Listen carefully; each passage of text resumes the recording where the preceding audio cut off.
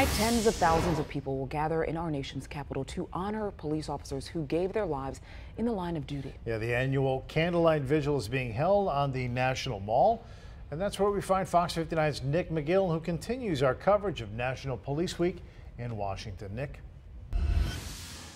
The candlelight vigil is one of the highlights of Police Week. Every name of an officer killed in the line of duty in the past year will be read aloud. That includes Boone County Sheriff's Deputy Jake Pickett. Now, in years past, this ceremony has been extremely emotional, including 5 years ago when IMPD Officer Rod Bradway's name was read aloud. Now, earlier today, we caught up with Bradway's mother, Sherry, who now comes to Police Week every single year to make sure she's there to support those who know her pain.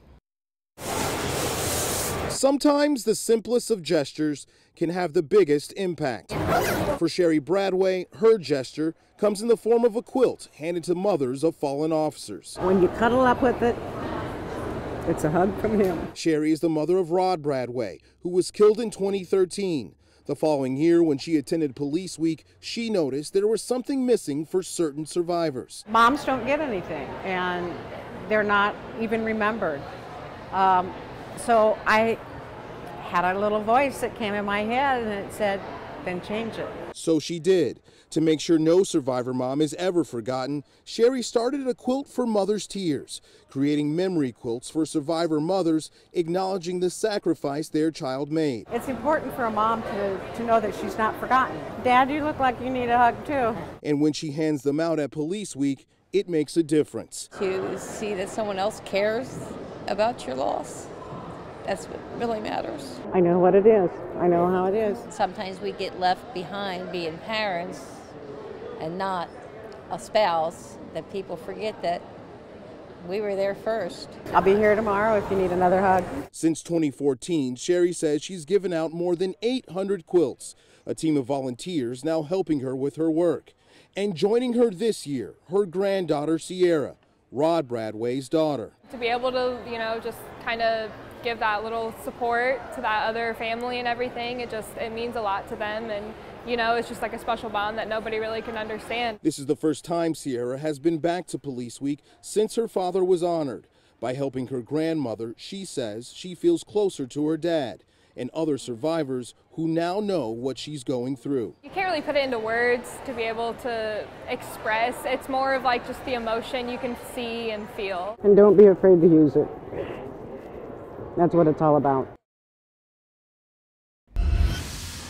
The visit by survivors to the memorial wall is a powerful and emotional experience.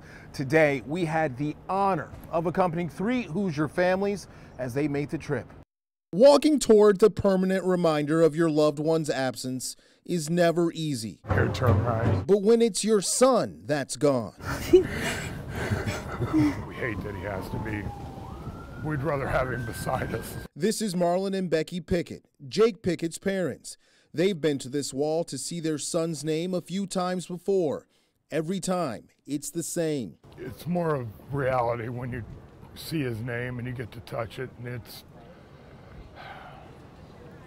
it's tough. It really is. It's a grief that's shared. Even now, it's just for that split second, I'll reach for my phone, just to tell him how good of a day I had, or, if I've had a bad day and just need to talk to somebody about something.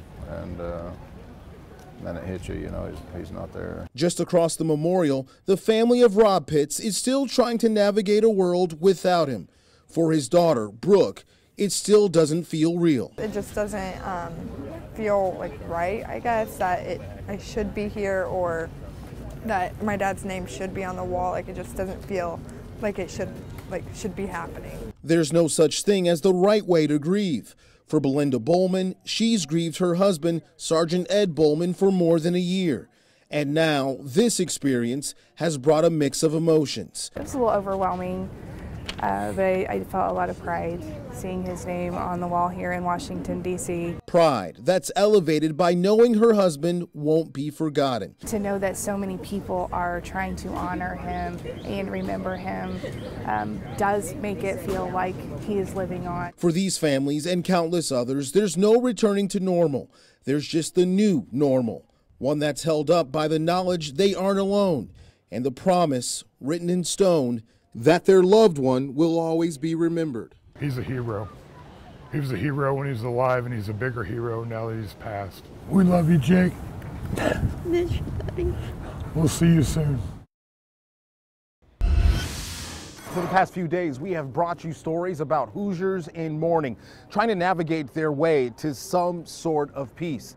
Their stories and the stories of those who have sacrificed everything are important to us. So now we take a look back at the week that was Police Week 2019. From the state of Indiana, Jacob Matthew Pickett. The journey to healing isn't without pain. Robert Sean Pitts. But in our nation's capital, Hoosiers join thousands from across the country in confronting that pain. We'd rather have him beside us. All the while honoring the fallen. Edward Ronald Bowman. To know that so many people are trying to honor him and remember him does make it feel like he is living on. It helped bring a little bit of closure to be able to see his name on the wall and put things on the wall for him. It wasn't easy. They knew it wouldn't be. But with their first steps off the plane to D.C., they were open to what this journey had to offer. Tears and heartstrings already. At times it was a dark tunnel, but the light of thousands of candles helped lead the way. It's going to get easier, but we'll never heal from this. Some found their healing in the arms of a mother's embrace. When you cuddle up with it, it's a hug from him. Others in the mission of helping others. They deserve to be treated as heroes, just like their fallen officer was. But above all else, the healing came at the knowledge that they were not alone. And the legacy of their heroes would never be forgotten. That's the message we hear back from them in the great beyond, right? And we can all follow their example and do that right in our own neighborhoods. No, the journey to healing isn't without pain. But for these Hoosiers, that pain is no longer only theirs to carry. You can either lay down and give up, or you can go on and try to make them proud. We've been honored to tell these stories throughout Police Week. For all of those that have sacrificed and continue to sacrifice, we thank you.